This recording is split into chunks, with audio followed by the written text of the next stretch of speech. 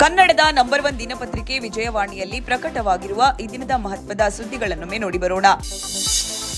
ಕೊಲ್ಲಿ ಯುದ್ಧ ರಣರೋಚಕ ಘಟ್ಟ ತಲುಪಿದೆ. ಹೋರ್ಮುಜ್ ಜಲಸಂಧಿ ಮುಕ್ತಗೊಳಿಸಲು ನೀಡಿದ್ದ ಗಡುವು ಅಂತ್ಯಗೊಳ್ಳುವ ಮೊದಲೇ ಇಸ್ರೇಲ್ ಜೊತೆಗೂಡಿ ಇರಾನ್ ಮೇಲೆ ರಣಭೀಕರ ದಾಳಿ ನಡೆಸಿದ ಅಮೆರಿಕ ಇರಾನ್ನ ತೈಲಗರ್ಭ ಎಂದೇ ಖ್ಯಾತಿ ಪಡೆದಿರುವ ಖರ್ಗ್ ದ್ವೀಪದ ಮೇಲೆ ಆಕ್ರಮಣ ನಡೆಸಿದೆ. ಇದೇ ಹೊತ್ತಲ್ಲಿ ಇರಾನ್ಗೆ ಅಂತಿಮ ಎಚ್ಚರಿಕೆ ನೀಡಿರುವ ಅಮೆರಿಕ ಅಧ್ಯಕ್ಷ ಡೊನಾಲ್ಡ್ ಟ್ರಂಪ್ ಇಂದು ರಾತ್ರಿ ಒಂದು ಇಡೀ ನಾಗರಿಕತೆಯೇ ಅಂತ್ಯವಾಗಲಿದೆ ಎಂದು ತಮ್ಮ ಟ್ರೂತ್ ಸೋಷಿಯಲ್ ಜಾಲತಾಣದಲ್ಲಿ ಗುಡುಗಿದ್ದಾರೆ. ಈ ಸುದ್ದಿಗೆ ಮುಖಪುಟ ನೋಡಿ.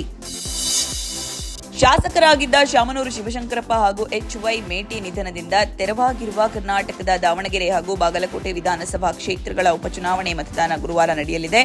ಇದರ ಜೊತೆಯಲ್ಲೇ ಅಸ್ಸಾಂ, ಕೇರಳ ಹಾಗೂ ಪುದುಚೇರಿ ವಿಧಾನಸಭೆಗೂ ಏಪ್ರಿಲ್ 9ರಂದು ಒಂದೇ ಹಂತದಲ್ಲಿ ಮತದಾನ ನಡೆಯಲಿದೆ. ಈ ಸುದ್ದಿಗೆ ಸಮಸ್ತ ಕರ್ನಾಟಕ ಪುಟ ನೋಡಿ. ದ್ವಿತೀಯ ಪಿಯು ಫಲಿತಾಂಶವನ್ನು ಉಪಚುನಾವಣೆ ಮತದಾನ ಮುಗಿದ ಬಳಿಕ ಪ್ರಕಟಿಸಲು ಕರ್ನಾಟಕ ಶಾಲಾ ಪರೀಕ್ಷೆ ಮತ್ತು ಮೌಲ್ಯ ನಿರ್ಣಯ ಮಂಡಳಿ ಮುಂದಾಗಿದೆ. ನೀತಿ ಸಂಹಿತೆ ಹಿನ್ನೆಲೆಯಲ್ಲಿ ಅಧಿಕಾರಿಗಳು ಫಲಿತಾಂಶ ಪ್ರಕಟಿಸಲು ಅನುಮತಿ ಕೋರಿ ಚುನಾವಣಾ ಆಯೋಗಕ್ಕೆ ಪತ್ರ ಬರೆದಿದ್ರು. ಈ ಸುದ್ದಿಗೆ ವಿಜಯವಾಣಿ ಓದಿ.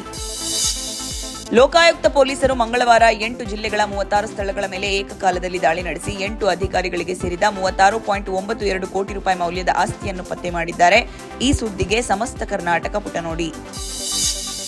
ಮಣಿಪುರದ ಬಿಷ್ಣುಪುರ ಜಿಲ್ಲೆಯ ಟೋಂಗ್ಲಾಬಿ ಎಂಬಲ್ಲಿ ಶಂಕಿತ ಉಗ್ರರು ಮನೆಯೊಂದರ ಮೇಲೆ ನಡೆಸಿದ ಬಾಂಬ್ ದಾಳಿಯಲ್ಲಿ ಮಕ್ಕಳಿಬ್ಬರು ಮೃತಪಟ್ಟರು. ತಾಯಿ ಗಂಭೀರವಾಗಿ ಗಾಯಗೊಂಡಿದ್ದಾರೆ. ಈ ಸುದ್ದಿಗೆ ದೇಶ ವಿದೇಶ ಪುಟ ನೋಡಿ.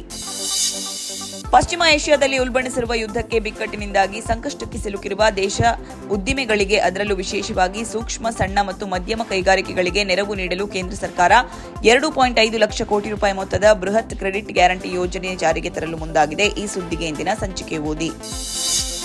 ಪ್ರತಿ ವರ್ಷವೂ ಬೇಸಿಗೆಯ 4 ತಿಂಗಳ ಅವಧಿಯಲ್ಲಿ ಉಷ್ಣಾಂಶ ಏರುತ್ತಲೇ ಇದೆ. ಹಗಲಿನಲ್ಲಂತೂ ಜನಸಂಚಾರ ಮಾಡುವುದು ಕಷ್ಟಕರವಾಗಿದೆ. ಬಿಸಿಲಿನ ತಾಪ ಜನರನ್ನ ಹೈರಾಣಾಗಿ ಉಷ್ಣಾಂಶ 45ರಿಂದ 46 ಡಿಗ್ರಿ ಸೆಲ್ಸಿಯಸ್ ವರೆಗೂ ತಲುಪುವ ರಾಜ್ಯದ ಕಲ್ಯಾಣ ಕರ್ನಾಟಕ ಭಾಗದ ಜಿಲ್ಲೆಗಳಲ್ಲಿ ಸರ್ಕಾರಿ ಕಚೇರಿಗಳು ಏಪ್ರಿಲ್ 1ರಿಂದ ಮೇ 31ರ ಬೆಳಗ್ಗೆಯಿಂದ 8 ಗಂಟೆಯಿಂದ ಮಧ್ಯಾಹ್ನ 1:30ರವರೆಗೆ ಕಾರ್ಯನಿರ್ವಹಿಸ್ತಾ ಇವೆ.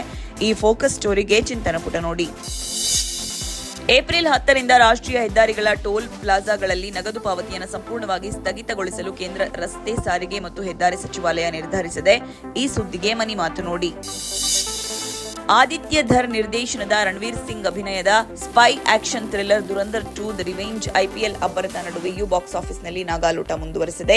ಮಾರ್ಚ್ 19ರಂದು ಬಿಡುಗಡೆಯಾದ ಸಿನಿಮಾ 20 ದಿನಗಳಲ್ಲಿ ಭಾರತದಲ್ಲಿ 1,925.72 ಕೋಟಿ ಸೇರಿ ವಿಶ್ವಾದ್ಯಂತ 1,622.72 ಕೋಟಿ ಗಳಿಕೆ ಮಾಡಿಕೊಂಡಿದೆ. ಈ ಸುದ್ದಿಗೆ ಉಲ್ಲಾಸ. ನಮಸ್ತೆ ಬೆಂಗಳೂರು ನೋಡಿ.